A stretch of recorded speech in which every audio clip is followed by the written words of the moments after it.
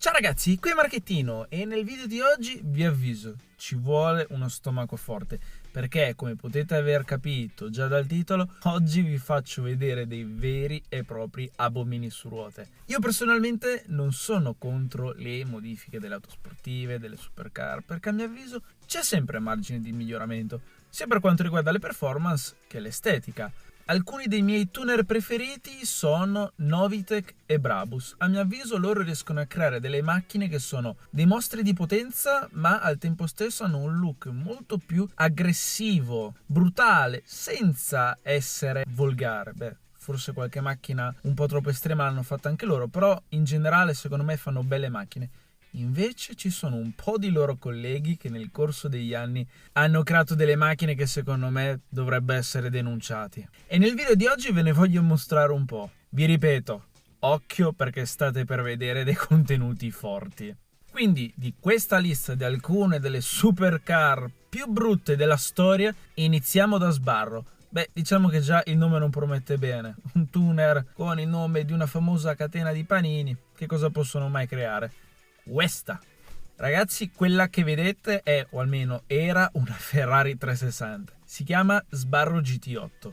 Non è una kit car, è una Ferrari vera e propria. Io non so che droga hanno assunto quando hanno creato questa macchina, eppure sono riusciti a venderla. Complimenti.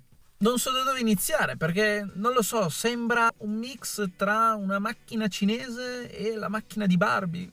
Il colore rosa, non è un wrap, è vernice. La macchina si riconosce a stento, dai cerchi e dal logo Ferrari sui cerchi riusciamo a capire che era una Ferrari 360 in tempi migliori, per non parlare di quella lettone.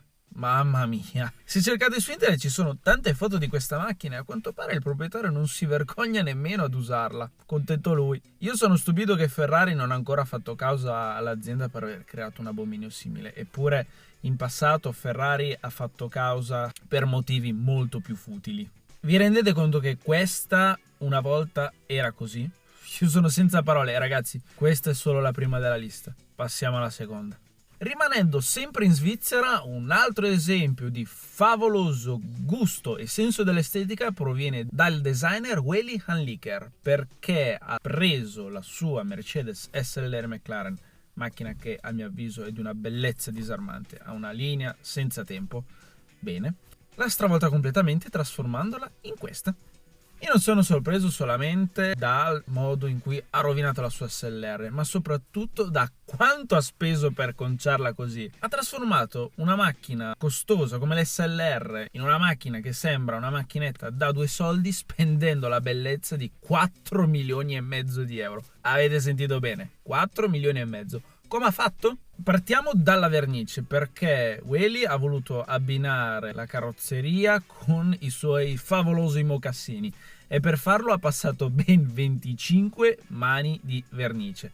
Poi, seconda cosa che possiamo notare sono i dettagli in oro, ed è oro vero. Infatti, in caso ve lo stiate chiedendo, sono stati utilizzati ben 5 kg di oro applicati su tutta la carrozzeria.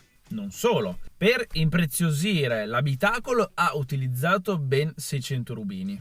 Almeno una cosa positiva in tutto ciò c'è, perché non solo si è limitato a rendere la macchina più brutta, ma almeno l'ha resa più veloce. Quindi quando Wely va forte c'è anche il caso che magari non riusciamo neanche a vederlo, speriamo. Perché il motore vuoto da 5.5 litri l'ha portato da 650 a 985 cavalli. Ragazzi, passiamo alla prossima e devo dire, per fare questo video la Svizzera ci ha regalato tante perle, perché adesso parliamo della Rinspeed Bedouin. Sul mercato la Porsche 996 diciamo che esteticamente parlando non è una delle 911 più riuscite. Eppure questa compagnia svizzera è riuscita a fare di peggio, perché prendendo la base della 996 ha creato questa.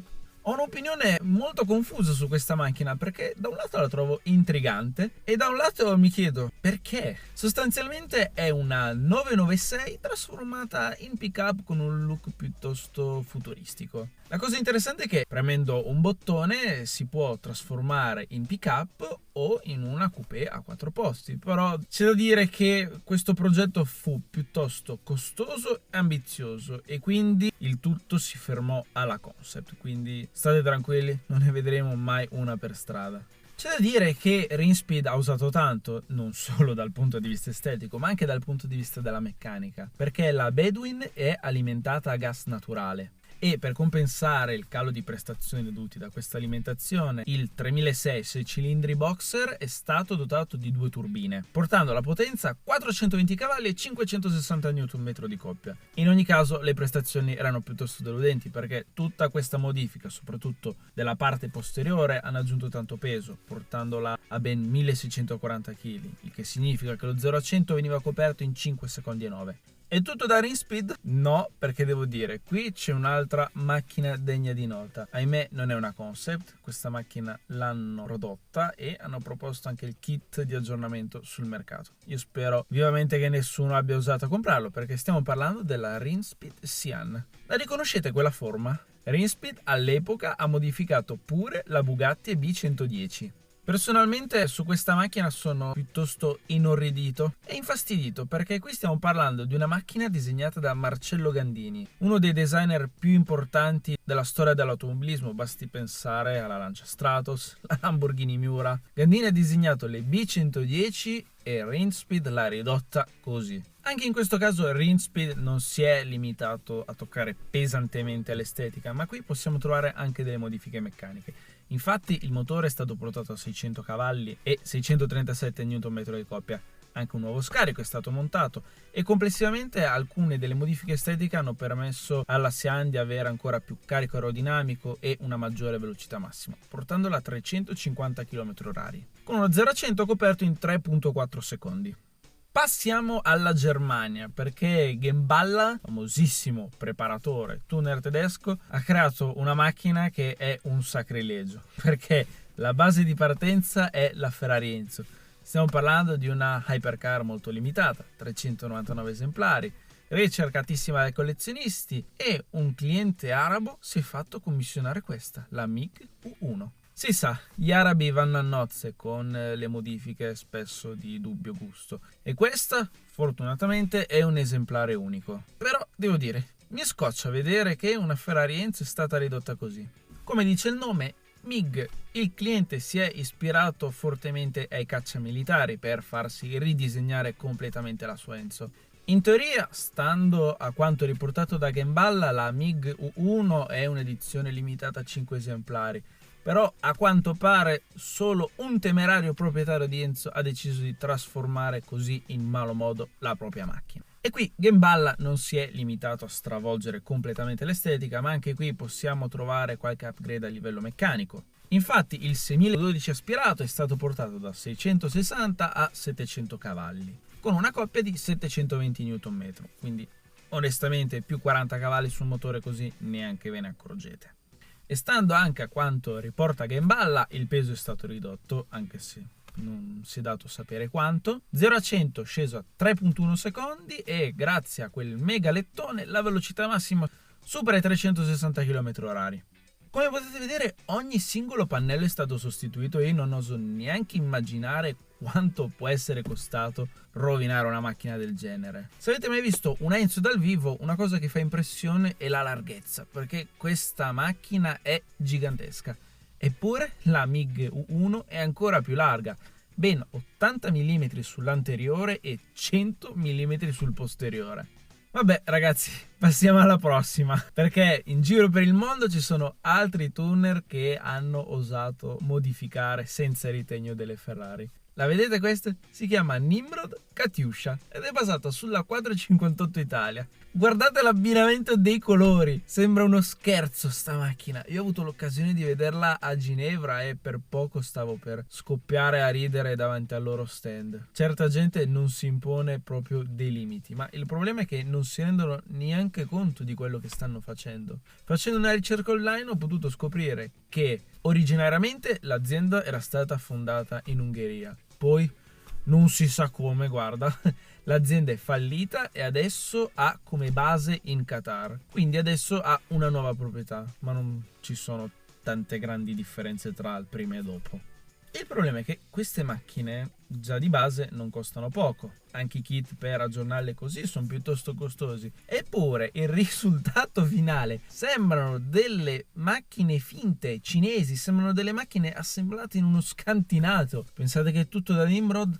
No, perché vi voglio far vedere questa. L'ex preparatore ungherese ha messo le mani pure sulla Aventador con un nome alquanto bizzarro, perché la loro creazione l'hanno chiamata Avanti Toro. Magari come fonetica per un pubblico straniero, su due parole italiane messe insieme, può sembrare cool. Invece da parte di un italiano, una macchina che si chiama Avanti Toro. È già tutto un programma. È veramente una cozzaglia di appendici, alettoni, abbinamenti senza senso. Bene ragazzi, chiudiamo il capitolo Nimrod e passiamo da Mansory, perché Mansory è uno dei preparatori più famosi e apprezzati dalla clientela russa, araba e cinese, quindi potete capire che tipo di macchine sforano. E oggi vi voglio parlare della Mansory Stallone, macchina che ho avuto il dispiacere di vedere la scorsa estate in Costa Azzurra. La macchina è basata sulla Ferrari 812 Superfast e anche qui Mansory ha stravolto completamente l'estetica. Da una classica Gran Turismo, dal puro stile italiano al giocattolino perfetto per l'arabo che vuole farsi vedere in Costa Azzurra. C'è un famoso detto che dice: il mondo è bello perché è vario. Eppure su questa macchina faccio fatica a trovare anche un solo singolo dettaglio che riesco ad apprezzare. Per me questa macchina è bocciatissima, a maggior ragione che si tratta di una Ferrari. Per me conciare una Ferrari in questo modo è un abominio. Ancora peggio, a mio avviso, modificare al punto di rovinare una macchina la cui casa automobilistica è famosissima per lo stile, l'eleganza e la classe. Secondo me dovrebbe essere illegale toccare anche un solo bollone su una Aston Martin. Infatti quella che vedete è la Mansory Cyrus, basata sull'Aston Martin DB11. Scordatevi la classe inglese, perché qui il tuner è riuscito a rovinare quello che è un vero e proprio capolavoro di stile inglese. Partendo dal colore, cosa c'entra una tonalità così su una macchina come l'Aston Martin DB11? Un bel verde inglese ci sta, ma questo è un verde che tende al cromato. Per non parlare del carbonio, che a mio avviso il carbonio su una Aston Martin non c'entra assolutamente nulla. Tra l'altro questo è carbonio forgiato, che a me non piace per nulla, perché dà l'aria di essere un po' il marmo della cucina. Devo dire che in questo video è stata una bella lotta tra Svizzera e Germania. Adesso passiamo all'ultimo abominio di questa lista, rimanendo sempre in terra tedesca, perché qui vi voglio far vedere la Lamborghini Urus modificata da Chivani. Onestamente è un preparatore tedesco che non avevo mai sentito prima d'ora. La Lamborghini Urus è una macchina che già di serie si fa abbastanza notare, ha un look abbastanza affilato e minaccioso. Eppure loro cosa hanno fatto? Aggiungiamo appendici su appendici, alettoni, qualche LED ed eccola qui. Personalmente tanto, già solo a vederla la mia vista si appesantisce. Una macchina che faccio fatica a guardare, perché ovunque la guardo dico: c'è troppa roba, troppo, non so più dove posare gli occhi. Quindi, come potete aver capito, non condivido assolutamente l'estetica di questa macchina, però di positivo possiamo dire che le prestazioni sono aumentate notevolmente, perché il motore V8 4000 biturbo è stato pompato da 650 cavalli 850 Nm di coppia a ben 820 cavalli e 1100 Nm di coppia, coprendo lo 0 a 100 in 3 secondi e 3 con una velocità massima di 325 km/h. È stata dura arrivare qui fino a fine video, più che altro perché ho passato una giornata intera a cercare su internet tutti questi abomini e anche tutte le foto da abbinare e mettere nel video. Adesso penso proprio che vado in cucina e mi faccio un bel bicchiere di acqua con citrosodina. Ho un po' di macchine ancora da digerire. E che vi serva di lezione: se avete la possibilità di comprare macchine così, non azzardatevi a modificarle fino ad arrivare a questo punto. Ragazzi, se vi è piaciuto questo video mettete like, iscrivetevi al canale se avete ancora fatto e come sempre grazie per la visione. Ciao!